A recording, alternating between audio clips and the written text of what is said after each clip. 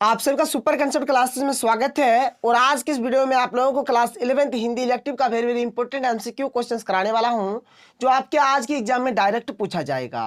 तो आप लोग वीडियो पर कंप्लीट बने रहें। और अगर आप लोग हिंदी इलेक्टिव का कंप्लीट वीडियो लेक्चर्स देखना चाहते हैं तो आप इस वीडियो के डिस्क्रिप्शन बॉक्स में चले जाइए, वहां पर आप लोगों को लिंक मिलेगा, वहां पर जाकर आप लोग देख सकते हैं, या फिर डायरेक्ट आप लोग प्ले लिस्ट पर जाकर देख सकते हैं।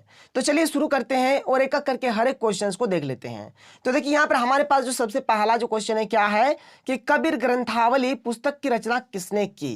तो इसका सही उत्तर हो जाएगा श्याम सुंदर दास ने। किसने किया था? श्याम सुंदर दास ने कबीर ग्रंथावली पुस्तक की रचना की। ऑप्शन नंबर ए बिल्कुल सही उत्तर हो जाएगा। आगे बढ़ते हैं, अगला क्वेश्चन देखिए क्या कि पाठ्य पुस्तक में संकलित कबीर के पद पारसनाथ तिवारी द्वारा संपादित किस कृति से लिए गए हैं। तो यहां पर इसका जो हमारा सही उत्तर हो जाएगा कबीर बानी हो जाएगा। ऑप्शन नंबर सी बिल्कुल सही उत्तर हो जाएगा। यहां पर दो का क्या होगा? ऑप्शन नंबर सी हो जाएगा।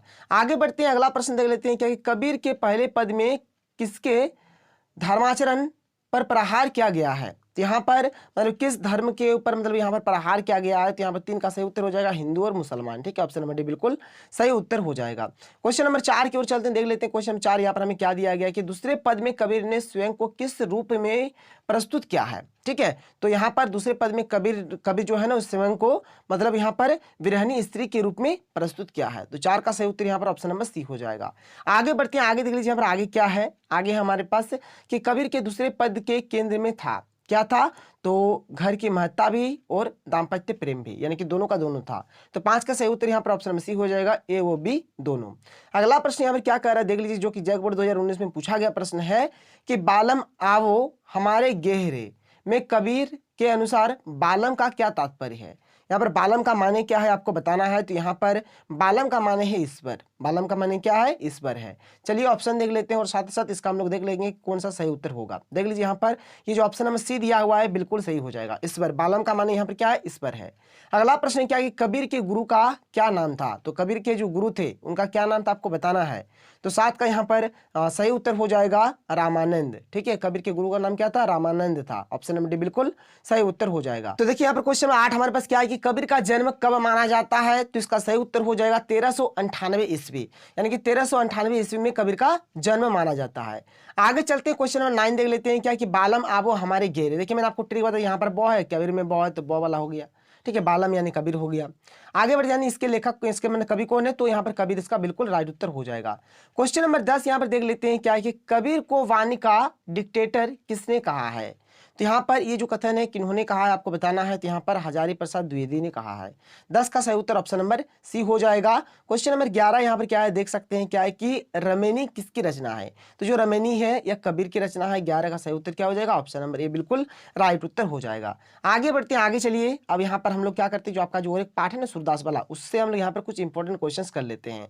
देखिए यहाँ पर ये जो प्रश्न है जैक बोर्ड 2019 में पूछा गया प्रश्न है क्या है कि गोपियों के अनुसार कृष्ण को कौन प्रिय है। तो कृष्ण को कौन प्रिय है? तो मुरली। ठीक है, यहाँ पर गोपियों के अनुसार कृष्ण को कौन प्रिय है, तो यहाँ पर इसका सही उत्तर हो जाएगा मुरली। तो 1 का सही उत्तर यहाँ पर ऑप्शन नंबर सी हो जाएगा। यहाँ पर अगला जो प्रश्न है ये भी हमारे जैक बोर्ड 2019 में पूछा गया प्रश्न है क्या है, नंदालाल ही नाना भांति नचावती में कौन सा अलंकार है। देखिए हो सके अलंकार पर आप लोगों का क्वेश्चन आ सकता है। अगर आप लोग यहाँ पर ध्यान से देखेंगे, देखिए यहाँ पर भी 9 से स्टार्ट हो रहा है, ये भी आपका 9 से स्टार्ट हो रहा है, ये भी आपका 9 से स्टार्ट हो रहा है। तो देखिए यहाँ पर 2 से अगर अधिक बार कोई भी चीज रिपीट होता है तो उसको हम लोग बोलते हैं अनुप्रास अलंकार। क्या बोलेंगे? अनुप्रास अलंकार। जब भी इस प्रकार से रिपीट होगा तो उसको हम लोग क्या बोलेंगे? अनुप्रास अलंकार बोलेंगे, ध्यान रखिएगा। ठीक है, तो यहाँ पर 2 का सही उत्तर क्या हो जाएगा? अनुप्रास अलंकार हो जाएगा, मतलब अनुप्रास इसका बिल्कुल राइट उत्तर हो जाएगा।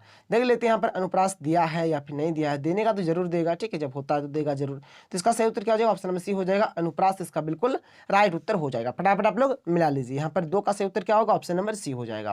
क्वेश्चन नंबर 3 क्या कह रहा है कि अष्टछाप के कवियों में निम्न में से कौन सा नहीं है। कौन नहीं है उठो आपको बताना है। तो देख लीजिए यहाँ पर 3 का हमारे पास जो सही उत्तर हो जाएगा क्या हो जाएगा? हरिदास। हरिदास हमारा इसमें नहीं है। बाद में सूरदास, नंददास, कुंभदास सबके सब है। तो 3 का सही उत्तर यहाँ पर ऑप्शन नंबर सी हो जाएगा।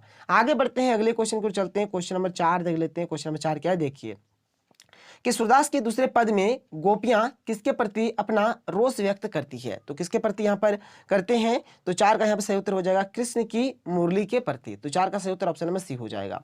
क्वेश्चन नंबर 5 यहाँ पर क्या है देख लीजिए कि खेल में श्री कृष्ण हार जाते हैं पर जीतता कौन है। ठीक है, यहाँ पर श्री कृष्ण हार जाते हैं पर जीतता कौन है आपको बताना है। तो 5 का यहाँ पर सही उत्तर हो जाएगा क्या, श्रीदामा। ठीक है, श्रीदामा इसका सही उत्तर हो जाएगा। ऑप्शन नंबर बी बिल्कुल राइट उत्तर हो जाएगा। आगे चलिए क्वेश्चन नंबर 6 की ओर बढ़ते हैं। क्वेश्चन नंबर 6 देख लेते हैं क्या है कि कृष्ण की मुरली उनसे क्या कार्य कराती है। ठीक है, तो यहाँ पर इसका सही उत्तर हो जाएगा। यहाँ पर सबके सब हो जाए, इनकी एक पैर पर खड़ा रखती है। देखिए कृष्ण जो मतलब अपनी मुरली बजाते हैं तो एक पैर से ही बजाते हैं। ठीक है, विविध प्रकार से नचाती है और अपनी आज्ञा का पालन करवाती है। तो यहाँ पर 8 9 6 का यहाँ पर ये जो क्वेश्चन 6 इसका सही उत्तर ऑप्शन नंबर डी हो जाएगा। उपयुक्त सभी बिल्कुल राइट उत्तर हो जाएगा। क्वेश्चन नंबर 7 यहाँ पर क्या देख सकते हैं कि सूरदास ने अपने काव्य में किस रस का प्रयोग मुख्य रूप से किया है। तो यहाँ पर क्वेश्चन नंबर 7 का सही उत्तर ऑप्शन नंबर ए हो जाएगा, वात्सल्य रस का। ठीक है, 7 का सही उत्तर ऑप्शन नंबर ए यानी कि वात्सल्य इसका बिल्कुल राइट उत्तर हो जाएगा। आगे बढ़ते हैं, अगला प्रश्न देख लेते हैं। अगला प्रश्न क्या है देखिए, गिरधर नार नवावती में नार शब्द का अर्थ है। यहाँ पर नार का माने क्या है बताना है। तो 8 का यहाँ पर सही उत्तर हो जाएगा, ऑप्शन नंबर डी हो जाएगा। यानी नार माने होता है नारी भी होता है और गर्दन भी होता है। ठीक है, तो यहाँ पर ए एवं बी दोनों यहाँ पर सही हो जाएगा। आगे बढ़ते हैं, क्वेश्चन नंबर 9 देख लीजिए क्या है कि सूरदास के दूसरे पद में अधर सज्जा और कर पल्लव में कौन सा अलंकार है। ठीक है, तो यहाँ पर क्वेश्चन नंबर 9 का हमारा जो सही उत्तर हो जाएगा अनुप्रास अलंकार। ठीक है, ऑप्शन नंबर डी बिल्कुल सही उत्तर हो जाएगा। आगे बढ़ते हैं, क्वेश्चन नंबर यहाँ पर देख लेते हैं हम लोग 10 देख लेते हैं क्या है। तो सूरदास के पहले पद में कृष्ण की किस लीला का वर्णन है। तो इसका जो पहला मतलब जो पद है उसमें किस लीला का वर्णन हुआ है। तो यहाँ पर 10 का हमारा सही उत्तर हो जाएगा बाल लीला। देखिए शुरू में तो बाल लीला ही होगा, तो 10 का सही उत्तर क्या होगा, ऑप्शन नंबर बी हो जाएगा। क्वेश्चन नंबर 11 यहाँ पर क्या कह रहा है देख सकते हैं कि निम्न में से कौन से सूरदास की रचना है। सूरदास की रचना यहाँ पर क्या है आपको बताना है। तो यहाँ पर सबके सब यानी कि साहित्य लहरी भी है, सुरसागर भी है, सुरसावली भी है। ठीक है, तो 11 का सही उत्तर ऑप्शन नंबर डी हो जाएगा, यानी कि ये सभी बिल्कुल राइट उत्तर हो जाएगा। आगे बढ़ते हैं, क्वेश्चन नंबर यहाँ पर 12 देख लेते हैं क्या है कि सूरदास का जन्म कब हुआ था। तो अगर आप लोग अपनी किताब को उठाकर देखेंगे, जो एनसीईआरटी वाला जो किताब होता है जहां पर कवियों का जो परिचय दिया जाता है, तो यहाँ पर किताब में आप लोग देख लीजिए साफ साफ लिखा हुआ है 478 ईस्वी में। ठीक है, तो यहाँ पर इसका सही उत्तर क्या होगा, 12 का ऑप्शन नंबर बी बिल्कुल राइट उत्तर हो जाएगा। फटाफट आप लोग नोट डाउन कर लीजिए, जितना भी मैं आपको बता रहा हूँ हर एक चीज यहाँ पर बहुत ही ज्यादा इंपॉर्टेंट है। अब चलिए हम लोग आगे चलते हैं, और एक यहाँ पर है पद्माकर। ठीक है, पद्माकर वाला भी हम लोग देख लेते हैं। देख लीजिए यहाँ पर पद्माकर वाला। तो यहाँ पर पहला क्वेश्चन क्या है कि रीतिकालीन कवि पद्माकर का जन्म कब हुआ था। ठीक है, तो इनका जो जन्म है 1753 ईस्वी में हुआ था। ऑप्शन नंबर बी बिल्कुल सही उत्तर हो जाएगा। क्वेश्चन नंबर 2 यहाँ पर क्या कह रहा है देख सकते हैं, पद्माकर को कविराज शिरोमणि की उपाधि किसने प्रदान की। बहुत ही अच्छा प्रश्न है। तो 2 का यहाँ पर सही उत्तर हो जाएगा, जयपुर नरेश। ऑप्शन नंबर सी बिल्कुल राइट उत्तर होगा। तो देखिए क्वेश्चन नंबर 3 क्या है कि पद्माकर किस भाषा के कवि है, और ये जो प्रश्न है जैक बोर्ड 2019 में पूछा गया प्रश्न है। तो यहाँ पर क्वेश्चन नंबर 3 का सही उत्तर हो जाएगा, साहित्यिक ब्रज भाषा। ऑप्शन नंबर बी बिल्कुल राइट आंसर हो जाएगा। आगे बढ़ते हैं, क्वेश्चन नंबर 4 देख लेते हैं क्या है कि श्याम रंग में कौन सा अलंकार है। तो यहां पर आपका हो जाएगा 4 का सही उत्तर हो जाएगा, ऑप्शन नंबर बी यानी कि श्लेष अलंकार हो जाएगा। 4 का क्या होगा, ऑप्शन नंबर बी हो जाएगा। अगर आप लोग बोलते हैं कि नहीं सर अलंकार का एक ट्रिक बता दीजिए, तो मेरे पास ट्रिक रखा हुआ है, अगर आप लोग बोलिएगा तो मैं आप लोगों को बता दूंगा। क्वेश्चन नंबर 5 की ओर चलते हैं। क्वेश्चन नंबर 5 ले लेते हैं क्या कि पद्माकर के तीसरे कविता में किस ऋतु का वर्णन है। तो यहाँ पर किस ऋतु का वर्णन क्या किया, तो वर्षा ऋतु। ऑप्शन नंबर डी बिल्कुल सही उत्तर हो जाएगा।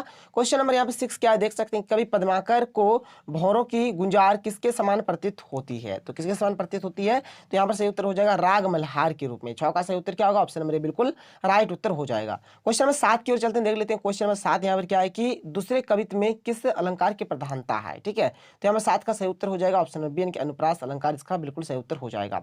अब देखिए ये सब कविता का चीजें, जब तक कविता पढ़िएगा नहीं तब तक समझ में आएगा नहीं कि क्या है क्या नहीं है। आगे बढ़िए, क्वेश्चन 8 यहाँ पर क्या देखिए कि पद्माकर के दूसरे कवित्व में किस त्योहार का प्रभावशाली चित्रांकन किया गया है। तो कौन से मतलब त्योहार का किया गया, तो होली का किया गया। 8 का सही उत्तर ऑप्शन नंबर सी हो जाएगा। आगे बढ़ते हैं, क्वेश्चन नंबर 9 देख लेते हैं क्या है कि पद्माकर के पहले कवित्व में किस शब्द की अधिकाधिक आवृत्ति से चमत्कार उत्पन्न किया गया है। तो 9 का यहाँ पर सही उत्तर हो जाएगा और ठीक है, ऑप्शन नंबर बिल्कुल सही उत्तर हो जाएगा।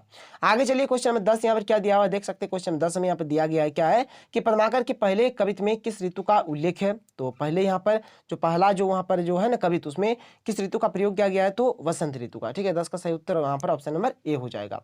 आगे बढ़ते हैं, क्वेश्चन 11 देख लीजिए क्या है कि किसके द्वारा ध्वनि चित्र खड़ा करने में पद्माकर अद्वितीय थे। ठीक है, तो यहाँ पर हो जाएगा पुरक्ति प्रकाश। ऑप्शन नंबर बी बिल्कुल सही उत्तर हो जाएगा। तो यहाँ पर मैंने बताया बहुत सारा जितना भी इंपॉर्टेंट क्वेश्चन था, पद्माकर का बताया, कवि का बताया, सूरदास का बताया। अगर आपको वीडियो पसंद आए तो वीडियो को लाइक करिए, जितना हो सके वीडियो को शेयर कर दीजिएगा। तो मिलते हैं अगले वीडियो में। थैंक यू, जय हिंद।